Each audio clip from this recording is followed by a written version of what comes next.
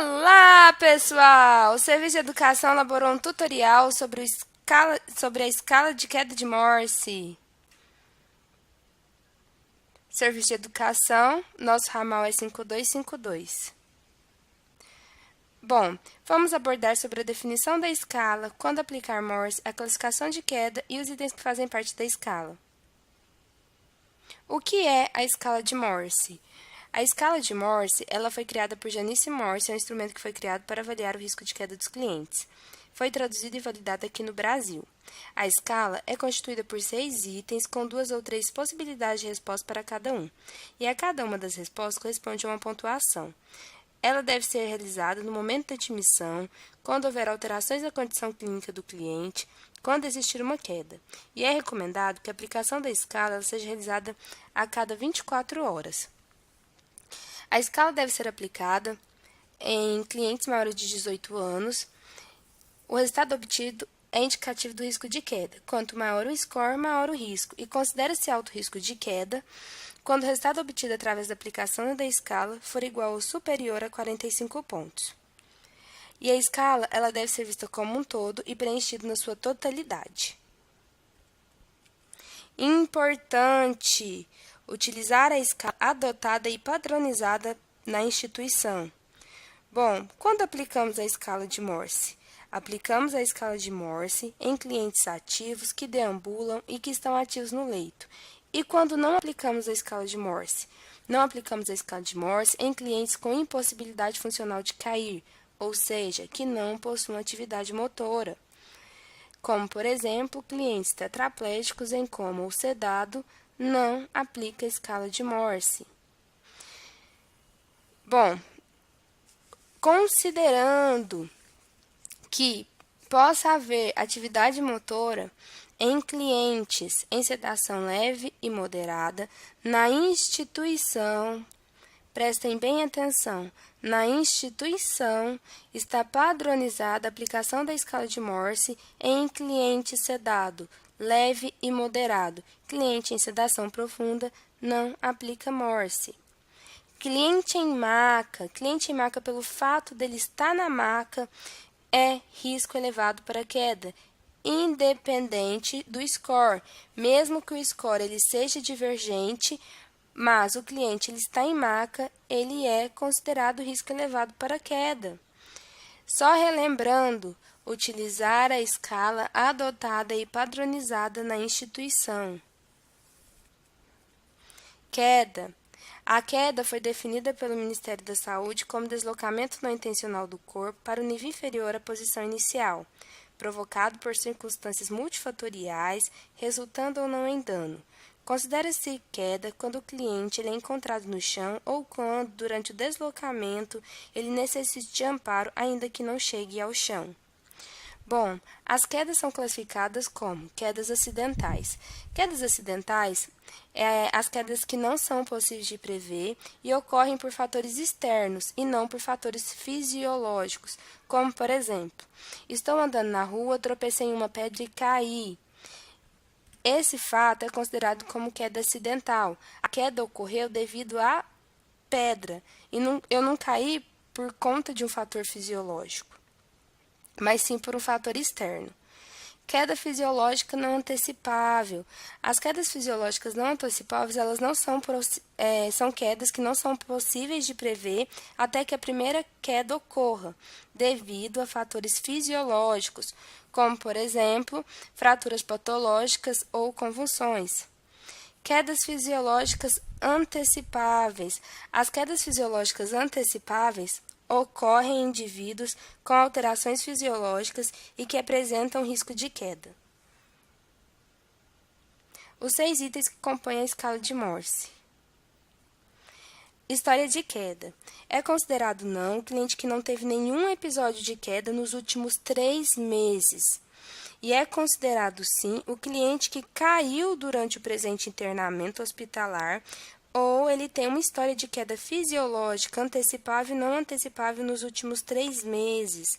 Exemplos incluem as quedas resultantes de convulsões ou de uma marcha debilitada anterior à admissão e que resulta sempre da condição física e mental do cliente. E nesse item não é considerado as quedas acidentais. Diagnóstico secundário.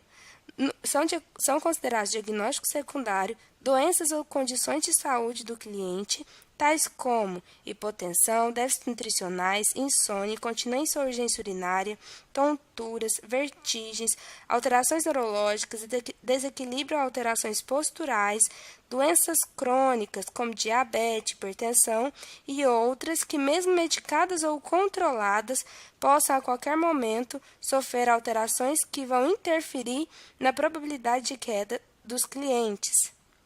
Então, é considerado não se não existir nenhum diagnóstico secundário que possa contribuir para a queda, e considerado sim se existir mais do que um diagnóstico médico ou de enfermagem identificado no processo clínico e que possa contribuir para a queda. Auxílio na mobília. É considerado sem apoio o cliente que ele anda sem qualquer apoio. E é considerado também sem apoio o cliente que ele anda sempre apoiado por outra pessoa. É considerado auxílio na marcha se o cliente ele utiliza bengala, andador, muleta. E é considerado apoio na mobília se o cliente ele anda sempre apoiando na mobília ou em tudo que se encontra ao seu redor. Terapia endovenosa em perfusão.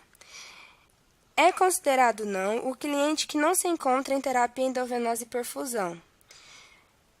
Antibióticos ou outras medicações efetuadas em bolos não são considerados como terapia endovenosa em perfusão. É considerado, sim, o cliente que encontra-se com terapia endovenosa em perfusão. O cliente ele apenas se encontra em risco quando conectado à terapia endovenosa. Portanto, se o cliente se encontra a efetuar uma perfusão intermitente, ainda que por curtos períodos, como por exemplo, antibióticos ou outro tipo de perfusão de curta duração, pontua-se como 20 pontos. Outro tipo de perfusão que não é endovenosa, como por exemplo a perfusão por catéter epidural, também pode contribuir para a queda e é considerado sim. O tipo de marcha é considerado marcha normal se o cliente ele anda de cabeça ereta, braços balançando livremente ao lado do corpo e passos largos sem recitação. Considerado marcha lenta ou fraca, passos curtos, vacilantes, caso ele faça uso de algum mobiliário para apoio, e esse apoio ele se dá de forma leve somente para se sentir seguro. E marcha alterada ou cambaleante. Passos curtos, vacilantes, cabeça baixada, olhar para o chão devido à falta de equilíbrio e realmente se apoia na equipe ou nos mobiliários até que seus dedos fiquem brancos. Estado mental ou percepção mental.